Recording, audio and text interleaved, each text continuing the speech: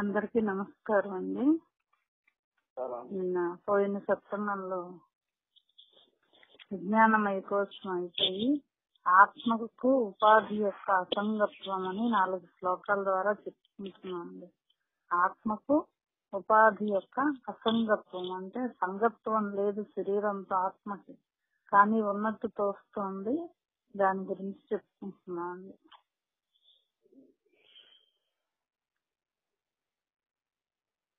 అపరిచ్ఛిన్నుడకు తాను పరిచ్ఛిన్నుగా తెలియచున్నాడు. అపరిచ్ఛిన్నుడంటే ఎవరు? ఎవరికి వాళ్ళే అంతటా ఉన్న పరమాత్మ తానయ్యిండు కూడా వేరుగా కనిపిస్తున్నాడు, తెలుస్తున్నాడు. అది ఎట్లాగయ్యా అంటే బుద్ధి దోషమే, బుద్ధి వల్ల వచ్చిన దోషమే. పరమాత్మ రూపుడకు తాను బుద్ధి తాదాత్మితే అనాత్మ పదార్థముగా తలబెట్టుచున్నాడు. విజ్ఞానమయ కోశంలో చెప్పుకుంది అదే కదా. మనం మనసుతో విచారించడం మనోమయ కోసం, తర్వాత బుద్ధితో చేంజ్ అనుభవం కలిగితే విజ్ఞానమయ కోసం అని చెప్పుకున్నాం కదా. అట్లాగే ఈ బుద్ధి తాదాత్మ్యంతో అనాత్మ పదార్థంగా తలబెట్టుతున్నాడు. అనాత్మ పదార్థం ఏంటి? శరీరం, ఇంద్రియాలు, ఇవన్నీ కూడా అనాత్మ పదార్థాలు. ఇవన్నీ తానుగా కలుస్తున్నాడు. భ్రాంతి చేత ఒకడు మట్టి కంటే కొండ, మూకుడు మొదలగునవి వేరని ఎరుగుతున్నాడు. అలాగున ఉపాధియుక్తుడైన జీవాత్మ తనను వేరుగాను జగత్తును వేరుగాను తనకంటే చూసినని భావము. తనను వేరుగా చూస్తున్నాడు, జగత్తును వేరుగా చూస్తున్నాడు. ఇక అసలు పరమాత్మ తత్వమే అతనికి తెలియదు అనమాట. ఉపాధియుక్త ఈ శరీరమే నేనని ఎవరైతే అనుకుంటారో వాళ్ళు. ఈ శ్లోకమున విజ్ఞానమయ కోశముతో అన్యోన్యాధ్యాసం ఆత్మకు చెప్పబడును. విచారించిన కారణము కంటే కార్యము వేరు కాదు, మట్టి కంటే కలసములు వేరు కాదు. మట్టి కారణం అయితే దాంతో చేసే మూకుళ్ళు, కొండలు, కలశాలు ఇవన్నీ కూడా మట్టి కంటే వేరు కాదు కదా. మట్టే ఒక రూపం దాల్చింది. అట్లాగే బీజము కన్నా వృక్షము విభిన్నము కాదు.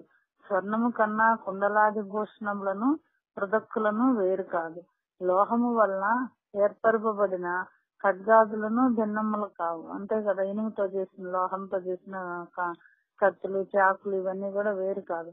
ఆ ప్రకారమే పరమాత్మ కన్నా జగత్తు వేరు కాదు. ఇందుకు ఉపనిషత్తే ప్రమాణం. వాచారంభనం వికారో నామధేయం మృతికేత్యేవ సత్యం. మృతికారూపములకు ఘటాదులు మృతికయే. మట్టితో చేసిన కుండలు అన్ని కూడా మట్టే. కార్యపోత కలశాదులు నామమాత్రములే. ఇవన్నీ ఏమైనాయి? నామమాత్రములే. తెచ్చి పెట్టుకున్నాం, దాంట్లోంచి వచ్చింది, కానీ అది కాదనుకుంటున్నాం మనం అందరం కూడా. వచ్చింది చెప్పలేంటయ్యా అంటే అది మొత్తం సృష్టి మొత్తం ఇదే, దాంట్లోంచి వచ్చింది, పరమాత్మలోంచి వచ్చింది. కానీ ప్రకృతి పరమాత్మ కంటే వేరుగా చూస్తున్నాం. ప్రకృతి కూడా పరమాత్మ అనే భావన కలగట్ల. దానికోసం ఇంత తిప్పలు పడతాలు, సత్సంగాలు, సాధనలు, విచారణలు అంతా ఒకటే అని అనుకున్నప్పుడు చేస్తే ఇంకా బాధ ఏముంది? అంతా సర్వం బ్రహ్మమయమే అయిపోతుంది అప్పుడు. కానీ అట్లా తెలియట్లే. ఎందుకని అంటే అంతయు తన స్వరూపమే, కానీ తెలియట్లే. ఎందుకని? అజ్ఞానంతో కూడి ఉండి జ్ఞాన దృష్టి లేకపోవటం వల్ల తెలియక విభజన చేసుకుని రకరకాలుగా మాయలో చిక్కి తిప్పలు పడుతున్నాం. ఉపాధి సంబంధ వశాత్ పరాత్మాహి ఉపాధి ధర్మాన్ అనుభాతి తద్గుణ అయో వికారాన్ అవికారి వశ్నివత్ సదా ఏకరూప అపి పరః స్వభావాత్. ఆత్మ అపరిచ్ఛిన్నుడు, అధికారి అనే విషయం స్పష్టముగా తెలియజేశారు. ఆత్మ ఎట్లాంటిది? ముక్కలు చేసేది కాదు. అపరిచ్ఛిన్నుడు, అధికారి, వికారాలే, మార్పులేందని చెప్పుకొస్తున్నారు. అగ్ని స్వభావముగా వక్రత్వాది వికారములు లేనిది. అగ్నికి ఏంటి స్వభావం? ఏంటి? పొడుగు పొట్టి ఏమీ లేదు. ఎట్లా అయినను బాగుగా కాల్చబడిన ఇనుము యొక్క సంబంధముచే దీర్ఘముగాను వత్తులము గుండ్రముగాను కనబడుతున్నది. ఎప్పుడు మనం అగ్నిని ఇనుములో వేసి తప్పని చేస్తే ఏం జరుగుతుంది? దాన్ని సాగదీస్తే, నువ్వు ఏ ఆకారంగా సాగదీస్తే ఆ ఆకారంగా వస్తుంది. కానీ అగ్నికి ఉందా? అసలు లేదు. ఇనుముతో తాదాత్మ్యత చెంది ఇనుముని కాల్చడానికి అగ్ని ఉపయోగిస్తున్నాం మనం. ఇనుముని తనకి అనుకూలమైన రూపంగా మార్చడానికి అగ్నిని ఉపయోగిస్తున్నాం. కానీ అగ్నిలో మార్పు ఏమీ లేదు. అట్లా కనబడుతోంది మనకి. వస్తుత తాను మాత్రము నిర్వికారి, ఎవరికి వాళ్ళకే వికారం లేని ఆత్మస్వరూపాన్ని. అటులనే ఆత్మయు నిర్వికారము. తాను నిర్వికారే, ఆత్మే తాను అనుకున్నప్పుడు తనకు కూడా ఏ వికారములు లేవు, మార్పులు లేవు. కానీ ఏం జరుగుతుంది? క్షణం మార్పు జరుగుతోంది. దేహేంద్రియాద్యుపాధి వశము చేత తద్దుపాధిగత గుణములు కలదివలే నుండి ఆయా ఉపాధి ధర్మములను అనుసరించి ప్రకాశించున్నది. ఈ దేహము, ఇంద్రియాలు, శరీరము ఉపాధి వశముచే ఉపాధిగత గుణముల వలె కనిపిస్తోంది. ఆ గుణముని, ఈ గుణమని, అదని ఇదని అన్ని చెప్పుకుంటున్నారు రకరకాలుగా. ఆ ఉపాధి ధర్మములను అనుసరించి ప్రకాశించున్నది. ఎట్లా అగ్ని ఎట్లయితే రూపం మారిపోయిందో దానికి అసలు ఒక రూపం లేదు, కానీ ఎట్లా ఉంది, దాంట్లోకి వెళ్తే ఆ రూపంగా కనిపిస్తోంది, దీంట్లోకి వెళ్తే ఈ రూపంగా కనిపిస్తోంది. మరి ఆత్మ కూడా 84 లక్షల జీవరాశుల్లో దేంట్లో తాను ప్రవేశిస్తే అదిగా కనిపిస్తోంది, కానీ ఆత్మ కనిపించట్లా. ఎప్పుడైతే మనం దీన్ని విడదీసుకోగలిగితే ఆత్మ వేరు, శరీరం వేరు, ఇదంతా కనుక తీసుకుంటే అప్పుడు కనిపిస్తుంది. ఎట్లా కనిపిస్తుంది? ఇక్కడేమో ఆత్మ వేరు, శరీరం వేరు అని చెప్పుకుంటున్నా. అక్కడికి వచ్చేటప్పటికి ఏమవుతుంది? కొండ మట్టి ఒకటే. మళ్ళీ కొంచెం తేడా వస్తుందండి తత్వజ్ఞానులు. అందుకనే అవగాహన చేసుకోవటానికి కొంచెం కష్టం అన్నమాట. ఆత్మ ఎట్లా ఉంది? శరీరానికంటే వేరుగా ఉంది. మట్టి ఎట్లా ఉంది? మట్టి కొండ కంటే వేరుగా కనిపిస్తోంది, గాని కొండ మట్టి ఒకటే. ఇక్కడ కూడా వేరుగా కనిపిస్తోంది, గాని ఆత్మను, ఇంద్రియాలు, మొత్తం ప్రకృతి అంతా కూడా ఒకటే. అది తెలియటం కోసమే ఇంత చెప్పుకోవటం అన్నమాట. దేహాది సంబంధ ఉపాధి సంబంధం ఉండిన ప్రకాశింపచేయటం ధర్మమును విడువకున్నది. ఎప్పుడు ఈ ఆత్మకి ఆ ఇనుముకి ఎట్లయితే వేడి గుణాన్ని, దానికి ఉష్ణత్వాన్ని ఆపాదిస్తే వంగుతోందో, ఇక్కడ కూడా ఆత్మ శరీరంలో ఉండబట్టి ఉపాధి సంబంధం ఉన్న ప్రకాశింపచేయటను ధర్మమును విడువకున్నది. శరీరాన్ని ప్రకాశింపజేస్తోంది. అందువలన సకల ఇంద్రియములను జడములయ్యి ఆత్మ ప్రకాశముచే ప్రకాశవంతములవుతున్నవి. ఇంద్రియాలన్నీ కూడా జడమైపోయింది. అయినా సరే ఏం జరుగుతోంది? ఇక్కడ ఆత్మ ప్రకాశంతో ఇవన్నీ ప్రకాశిస్తున్నాయి. లేకపోతే ఏమవుతుంది? దేని దాంట్లో కలిసిపోతుంది. పంచభూతాలు కూడా శరీరంలోంచి ఆత్మ విడివడిపోయాక ఈ శరీరం ఏమైపోతుంది? జడమైపోతుంది. జడమైన శరీరం ఏమవుతుంది? పంచభూతాల్లో కలిసిపోతుంది అన్నమాట. ఆ విషయము స్పష్టం. ఈ ప్రకాశవంతం అనేది ఎట్లా ఆత్మ ఉంటేనే శరీరం ప్రకాశిస్తోంది అనేది స్పష్టమైంది. అగ్ని దృష్టాంతము విశేషము. అగ్ని ఇనుము యొక్క సంబంధముచే దానిని సాగగొట్టున్నప్పుడు దాని యొక్క సమ్మెట దెబ్బలు తనకును కలుగుతున్నవి. అయినను అగ్నికి ఎలాంటి భావయు తద్వికారములను లేవు. తనకి కలగట్లా, కలుగుతున్నట్టు అనిపిస్తోంది బ్రహ్మ చేత. అట్లాగే ఇక్కడ మనం కూడా ఆత్మ చేస్తోంది, ఆత్మ కష్టపెడుతోంది, భగవంతుడు నాకు ఈ కష్టాలు ఇచ్చాడు, వాళ్ళకి సుఖాలు ఇచ్చాడు, ఇవన్నీ ఎట్లా అనుకుంటున్నాం? మనం ఆత్మ మీద ఆరోపిస్తున్నాం. కానీ అసలు ఆత్మకి ఏమన్నా ఉన్నాయా? ఏమీ లేవు. ఎట్లా కనిపిస్తోంది? అజ్ఞానం వల్ల కనిపిస్తోంది. అగ్నే మారుతోంది అనుకుంటున్నాం, కానీ ఇక్కడ మారుతోంది ఏంటి? ఇనుము. అగ్నికి ఎట్లాంటి సంబంధం లేదు. దాన్ని సాధంతో సాగదీయాలి కాబట్టి అగ్ని యొక్క తాదాత్మ్యతే అది రూపాన్ని మారుతోంది. ఇక్కడ కూడా మనకి పరమాత్మ యొక్క సాక్షిభూతత్వంతో ఈ శరీరం అనే ప్రకృతి మారిపోతోంది. గుణాలు, ప్రకృతి ఇవన్నీ కూడా మారిపోతుంది. అగ్నికి ఎట్లాంటి బాధ అయితే లేదో ఆత్మకు కూడా ఎలాంటి బాధ లేదని చెప్తున్నాడండి. దీనికి మనకి వేమని కూడా పద్యం చెప్తున్నారండి. తెరువు ముక్కుఛాయ తేగలిగిన మీద అందు గనబడు నదియే వేరే అరసి చూడు బయలు అల్లదే ముక్తిరా విశ్వదాభిరామ వింద్రవేమ. తెరువు ముక్కుఛాయ తేగలిగిన మీద ఏంటి? మనకి మార్గం తెలిస్తే, ఇప్పుడు చెప్పుకున్నాం కదా ఏ మార్గం? ఈ ఇనుముకి అగ్నితో తాదాత్మ్యత చెందితే మార్పు జరుగుతుంది, లేకపోతే ఇనుముగానే ఉండిపోతుంది. ఇక్కడ కూడా మనకి ప్రకృతితో తాదాత్మ్యత చెందితే, ఈ శరీరం కూడా పరమాత్మతో తాదాత్మ్యత చెందితే మార్పు జరుగుతుంది, లేకపోతే ఏమవుతుంది? శిథిలమైపోతుంది శరీరం. కాబట్టి ఇక్కడ చెప్పుకొస్తున్నాడు అన్నమాట. ఈ మార్గం తెరువు ముక్కుఛాయ తేగలిగిన మీద, ఏదైతే నీకు ఆ మార్గం తెలిసిందో అందు కనబడు నదియే వేరే కనిపిస్తోంది. ఏం కనిపిస్తుంది? అప్పుడు ఆత్మ దర్శనం అవుతోంది. అరసి చూడు బయలు అల్లదే ముక్తిరా. ఎప్పుడైతే నువ్వు చూడగలిగావో ఆ జ్ఞాన దృష్టితో అప్పుడు నీకు అదే బయలు అదే ముక్తి అని చెప్పుకొస్తున్నారు అన్నమాట మనకు వేమన యోగి పద్యం ద్వారా. కాబట్టి అగ్నికి ఎలాంటి బాధ లేదు, ఆత్మకు కూడా ఏమీ లేదు, ఉన్నట్టు తాదాత్మ్యత కనిపిస్తోంది కానీ తాదాత్మ్యత చెందట్లేదు అని చెప్పుకొస్తున్నారు అన్నమాట. అగ్నికి ఎలాంటి బాధలు వికారములు లేవు. కమ్మరవాడు మాత్రం అగ్నిలో ఇనుమును కాల్చి దాని చిలుము నొడగొట్టి బాగు చేయుచున్నాడు. ఏం చేస్తున్నాడు? ఇనుముని అగ్నిలో కాల్చి దానికి ఉన్న చిలుము తుప్పు అంతా ఒడగొడుతున్నాడు. అలాగున ఆత్మ ఉపాధి వశమున సుఖ దుఃఖములను అనుభవించుతున్నది వలేనన్నది. ఉపాధి వశమున అంటే ఈ శరీరం అనే ఉపాధి ఎవరికి వాళ్ళకి నేను అనుకుంటున్నాం కదా, దాని వల్ల సుఖ దుఃఖాలను అనుభవిస్తున్నది కనిపిస్తుంది. కానీ వాస్తవముగా తాను మాత్రము అసంగుడై నిర్వికారమై ఉన్నది. అయినను ఉపాధికృత పుణ్యపాపములను పోగొట్టుటకు కర్మదేవత అనేక విధ సుఖ దుఃఖములను అనుభవింపజేసి శుద్ధులనుగా చేయుచున్నది. మళ్ళీ ఇదంతా ఏంటి? గారడీలో ఆ పరమాత్మ ఏమో సాక్షిభూతుడుగా ఉంటే ఈ కర్మదేవత ఏం చేస్తుంది? ఉపాధికృత పుణ్యపాపములను పోగొట్టుటకు అనేక విధ సుఖ దుఃఖములను అనుభవింపజేసి దేనికి వచ్చింది అసలు శరీరం? ఏదో అనుభవించటానికే వచ్చింది, లేకపోతే మళ్ళీ జన్మెత్తాల్సిన పని లేదు కదా. ఎప్పుడైతే జన్మెత్తామో ఈ జన్మెత్తినప్పుడు కర్మ ఉంది. ఏ కర్మ ఉందయ్యా అంటే ఈ పుణ్య పాపాలను చేసుకోవటం, వీటినన్నిటిని రహితం చేసుకోవడం, తెలుసుకోవడం, పరమాత్మ తత్వం తెలుసుకోవడం, ఇదంతా ఉంది.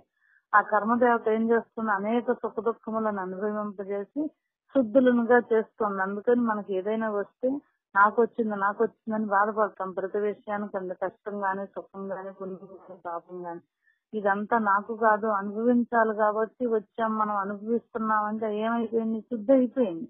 ఏదైతే చేసుకున్నామో అదంతా కూడా చేసుకోవడానికి వచ్చాం కాబట్టి ఈ చేసుకుంటున్నాము, జరుగుతుంది, శుద్ధి అయిపోతుంది. ఎవరు చేస్తున్నారు? ఇది కర్మదేవత చేస్తుందని చెప్తున్నారు. ఇకను ఉపాధి అనగా దేహాదులు. చంద్రుడు ఘటోపాధితే ఆ జలము చెలించుతుందిన చంద్రుడును చెలించినట్లు కనబడుతున్నాడు. స్వచ్ఛమైన నీళ్లలో, కదలని నీళ్లలో, పైన ఆకాశంలో చంద్రుడు ఏం చేస్తాడు? ప్రతిబింబిస్తాడండి. ప్రతిబింబిస్తే ఏం జరిగింది? నీళ్లు కదిలిని. ఎక్కడ? కుండలో ఉన్న నీళ్లు కదిలిని. మరి కుండలో ఉన్న చంద్రుడు, ప్రతిబింబించిన చంద్రుడు కూడా కదిలినట్టు కనిపిస్తోంది. అసలు చంద్రుడు కదులుతున్నాడా? కదలతల్లా, అక్కడ స్థిరంగానే ఉన్నాడు. అట్లాగే మన శరీరం అనే ఘటంలో కూడా పరమాత్మ భాషిస్తున్నాడు, ఉన్నాడు. కానీ కదిలేదేంటి? అంతఃకరణ వల్ల ఇదంతా కదులుతుంది. మనసు, బుద్ధి, చిత్తం, అహంకారం దీనివల్ల కదులుతోంది. అసలు పరమాత్మ సాక్షిభూతుడిగా ఉన్నాడు, కదులుతున్నాడా? కదలతల్లా. ఈ జీవత్వ భావంతో ఏదైతే ఉందో అది కదులుతోంది. ఎప్పుడు నేను అనుకుంటా కదులుతుంది. ఈ కదిలే నేను కాకుండా కదలనుగా చంద్రుడు ఎట్లయితే ఆకాశంలో నిశ్చలంగా ఉన్నాడో అట్లా నిశ్చలంగా ఉన్న పరమాత్మని గనక మనం తెలుసుకునే అనుభూతి పొందగలిగితే అప్పుడు సాధన పరిపక్వం అవుతుంది.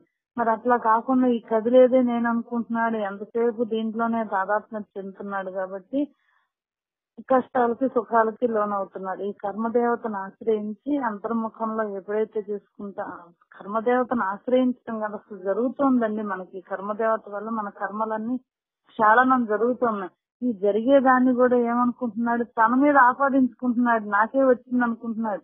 నేను అనుభవించడానికి ఇది వచ్చింది, అనుభవిస్తున్నాను, అయిపోతా ఉంది అనుకుంటే బాధలేదు, అంతర్ముఖ ధ్యానం చేసుకుంటాను.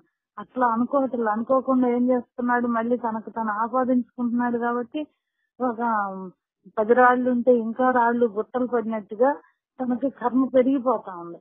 అట్లా కర్మక్షయం జరగాలంటే ఏం చేయాలంటే ఇది నేను అనుభవించడానికి వచ్చాను కాబట్టి అనుభవిస్తున్నాను అంతే తప్ప నాకే వచ్చింది అనుకోవడానికి నేను అనుభవించడానికి వచ్చాను కాబట్టి అనుభవిస్తున్నానంటే అంతే అనుభవిస్తున్నాను అంతే.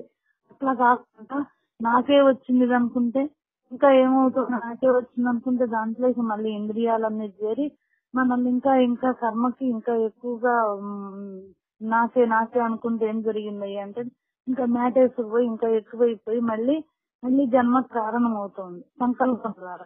ఇక్కడ ఏమవుతుంది? అనుభవించాలి కాబట్టి వచ్చింది అనుభవిస్తున్నాను అనుకుంటే ఇంకా సంకల్పం లేదు. శరీరానికి గాని మనస్సుకు గాని ఇటు బాధలు చాలా ఉన్నాయి కదా ప్రతి మనిషికి. నేను అనుకున్నప్పుడు ఈ బాధలన్నీ క్షయం అవటానికి వచ్చింది. క్షయం జరుగుతుందని పరమాత్మ భావంలో ఉంటే ఏం జరిగింది? మనకి ఎప్పుడైతే ఈ బాధలు తీరే టైం అయిపోతుందో మానసికంగా, శారీరకంగా, వాచికంగా రకరకాలు ఉన్నాయి కదా మనకి బాధలు అన్నీ కూడా. ఈ బాధలన్నీ తీరిపోతే ఏమవుతుంది? తను నిశ్చలంగా ఉంటాడు. బాధలు ఉన్నప్పుడు కూడా నిశ్చలంగా ఉండే స్థితి వేరు, బాధలతో కూడుకుని నిశ్చలంగా స్థితి ఉండేది వేరు, అసలు నిశ్చలంగా లేకుండా ఉండే స్థితి వేరండి. ఇదే శ్రావణలో మనం తెలుసుకోవాల్సింది అనమాట. కాబట్టి ఆత్మకి ఏ దేహ ఉపాధితో జనన మరణాదులు కలవాడి వలె కనిపిస్తున్నాడు, పుడుతున్నాడు చస్తున్నాడు అన్నట్టుగా. కానీ ఇందాక మనం చెప్పుకున్నట్టు ఇదంతా కూడా నేను జీవుణ్ణి, నేను శరీరాన్ని, ఇదంతా నిజమే అనుకున్నప్పుడు ఇది జరిగింది. ఇదంతా నిజం కాదనుకున్నప్పుడు ఏముంది? సాక్షిభూతుడు అంతే పరమాత్మ. తను ఏం చేస్తాడు? ఒక పనిముట్టు మళ్ళీ ఈ శరీరాన్ని ఉపయోగించి నా కర్తవ్య కర్మ వచ్చింది. భగవద్గీతలో చెప్పింది మొత్తం ఇదేనండి. నా కర్తవ్య కర్మ ఇది చేయాల్సి వచ్చింది కాబట్టి ఈ శరీరం అనే ఉపాధితో ఈ పని కల్పించాడు నాకు భగవంతుడు. కాబట్టి మనం ఈ కర్తవ్య కర్మలో తప్పించుకోకుండా పరమాత్మ భావంలో ఉంటూ తన కర్తవ్య కర్మ నిర్వర్తిస్తే ఏం జరుగుతుంది? తనను ఎందుకు సృష్టించాడో భగవంతుడు ఈ శరీరంతో ఆ పనులన్నీ జరిగిపోతా ఉంటాయి. కానీ ఎట్లాంటి వాడు? పరమాత్మ కదా, అహం బ్రహ్మాస్మి అని తెలుసుకున్నాడు కదా. కానీ ఎట్లా ఉన్నాడు? బ్రహ్మభావంలో ఉన్నాడు. కాబట్టి అప్పుడు ఏం జరిగింది? అటు ముక్తి వచ్చింది, కర్తవ్య కర్మ నిర్వర్తించాడు అన్నమాట సాధకుడు. కాబట్టి ఇది చాలా జాగ్రత్తగా గ్రహించాల్సిన విషయం అండి.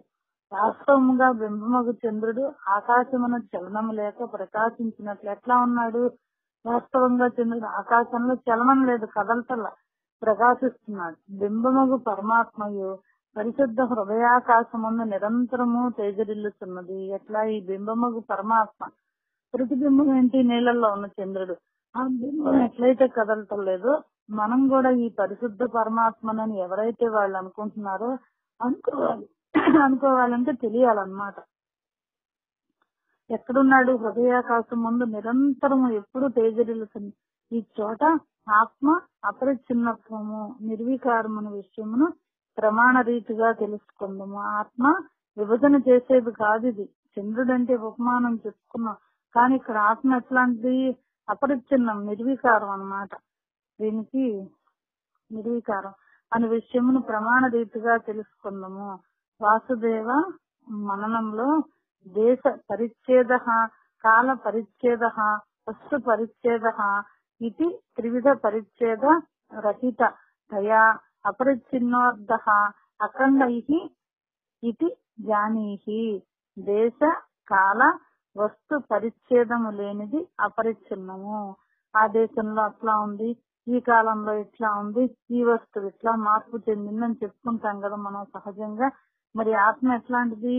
దేశంతో సంబంధం లేదు, కాలంతో సంబంధం లేదు, వస్తువులతో సంబంధం లేదు, అపరిచ్ఛిన్నముదది, విభజన చేయడానికి వీలు లేని. అది ఏ అఖండము. అఖండం అంటే ఖండించడానికి వీలు లేనిది, ముక్కలు చేయడానికి వీలు లేనిది.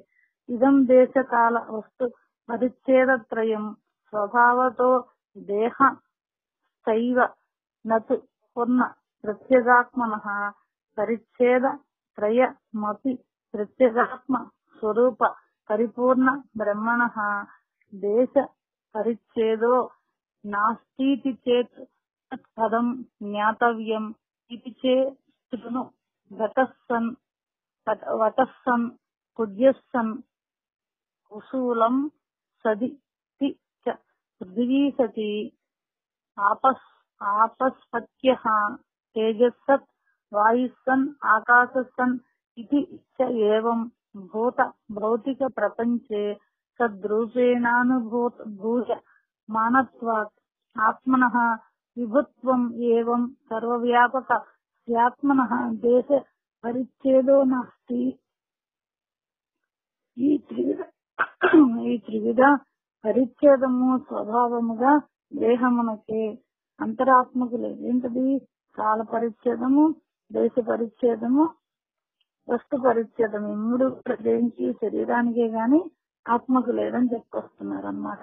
అఖండ పరిపూర్ణ పరబ్రహ్మమునకు దేశ పరిచ్ఛేదము లేదన్న విషయము ఎటువంటిదో వినము. ఈ అఖండ పరిచ్ఛేదానికి దేశం, ఈ దేశంలో ఇట్లా ఉంది, ఆ దేశంలో అట్లా ఉంది అనుకోవటం, లేకుండా ఉండటం ఎట్లాంటిదో వినమంటున్నాడు.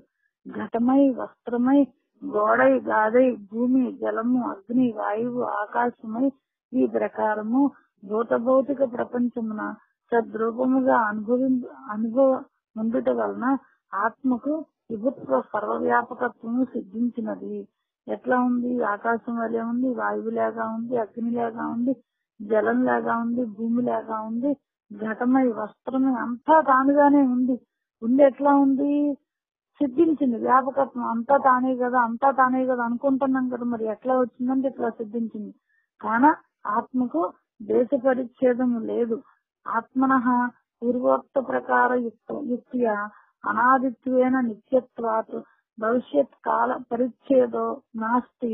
ఏవం భూతకాల భవిష్యత్ కాల సంబంధ స్యాత్మనః ఏకత్వాత్ ఆత్మనః వర్తమాన కాల పరిచ్ఛేదో నాస్తి. ముందు పేర్కొన్న విధముగా ఆత్మ అనాది నిత్యముగటి వలన భవిష్యత్ కాల పరిచ్ఛేదము లేదు. ఇప్పుడంటే ముక్కలవలేదు, ముందు ఉంటుందేమో అంటే ముందు లేదు, వెనక లేదు, ఇప్పుడు లేదు. భూత భవిష్యత్ వర్తమాన కాలాల్లో 3 కాలాల్లో మార్పు లేనిది ఆత్మ. ఈ ప్రకారము భూతకాల సంబంధం ఆత్మకు ఒకే రీతిగా నుండి వలన వర్తమాన కాల పరిచ్ఛేదము లేదు. వస్తు పరిచ్ఛేద సాహిత్యమాత్మనః కథమితి చేతృను ఆత్మ సర్వాత్మకత్వాద్యస్తు పరిచ్ఛేదో నాస్తి. వస్తు పరిచ్ఛేదమితులనగా ఆత్మ సర్వాత్మ ప్రగట వలన అంతయు తన రూపముగానున్నందున వస్తు పరిచ్ఛేదం ఆత్మకు సంభవింపదు. ఆత్మ నిర్వికారము. ఉపనిషత్ ప్రమాణం చెప్తోందన్నమాట. ఆత్మ నిర్వికారో నిరంజన. అయం ఆత్మ బ్రహ్మ. చివరికి ఏం చెప్పుకొచ్చాడు? అయం ఆత్మ బ్రహ్మ. ఇందులకు శ్రీ దత్తాత్రేయుల అవధూత గీతయు చెప్తోంది. సంసార సంతతి రజోన నచమే వికార సంతాస సంతానంత దయో తమో నచమే వికార సత్వం స్వజన్మ జనకం నచమే వికార జ్ఞానామృతం సమరసంగ గణోపమోహం.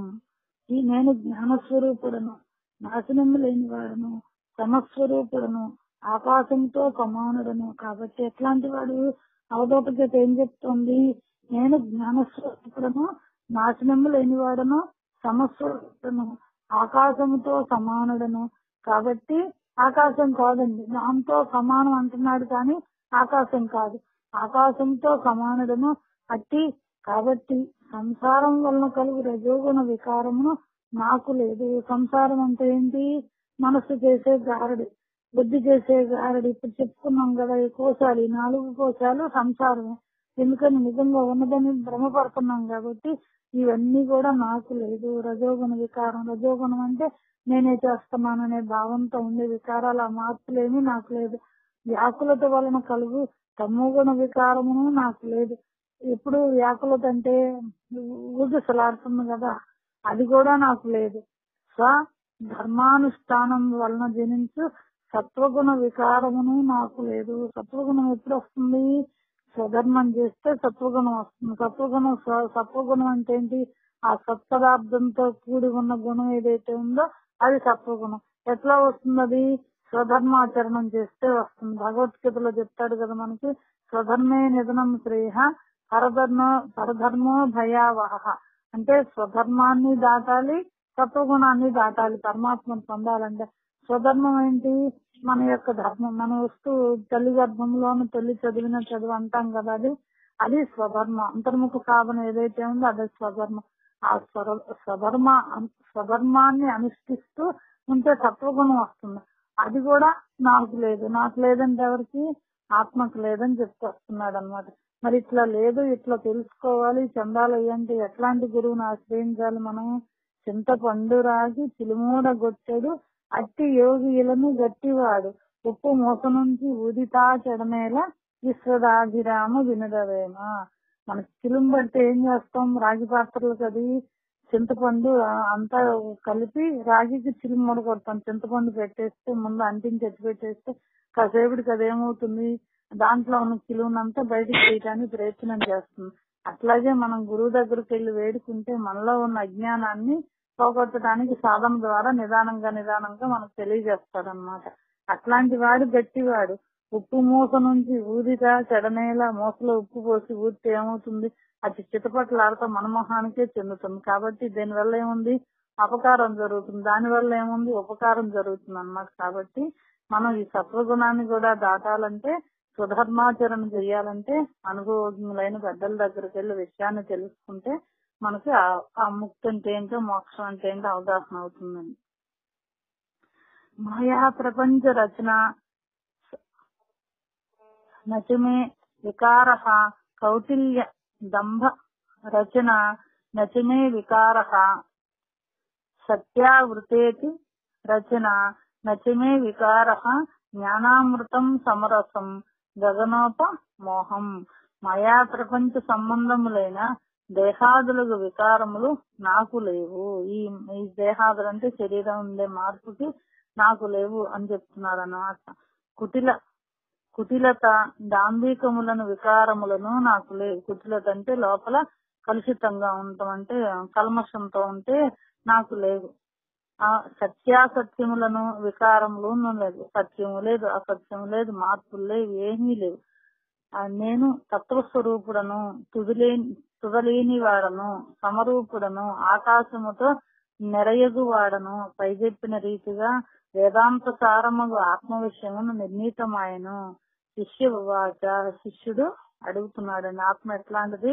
నేను సత్యస్వరూపుడును, వికారాలు ఏమీ లేవు, డాంబికాలు లేవు, నాకేమీ గొప్పలు లేవు, ఏమీ లేవు, ఉన్నా అంతే పరమాత్మ. అట్లా సద్రూపుడును ఉన్నాను. ఎట్లా? ఆకాశంతో సమానంతో ఉన్నాడు అంతే తప్ప ఏ వికారాలు నాకు లేవని చెబితే మరి శిష్యుడికి సందేహం కలిగిందండి. శిష్యుడు అడుగుతున్నాడు అన్నమాట, ఏమని? భ్రమేణ అపి అన్యథా వా అస్తు జీవభావః పరాత్మనః తదుపాదేహ అనాదిత్వాత్ న అనాదేహ నాశః ఇష్యతే. ఉపాధి ప్రస్తావముతే ఉపాధి అనాది కదా, ఈ శరీరం కూడా మొట్టమొదటి నుంచే వచ్చింది అంటున్నారు కదా, అజ్ఞానం కూడా అని శిష్యుడికి సంశయం కలిగింది, సందేహం వచ్చింది. అందుకే శిష్యుడు ప్రశ్నించుచున్నాడు, ఓ సద్గుణ,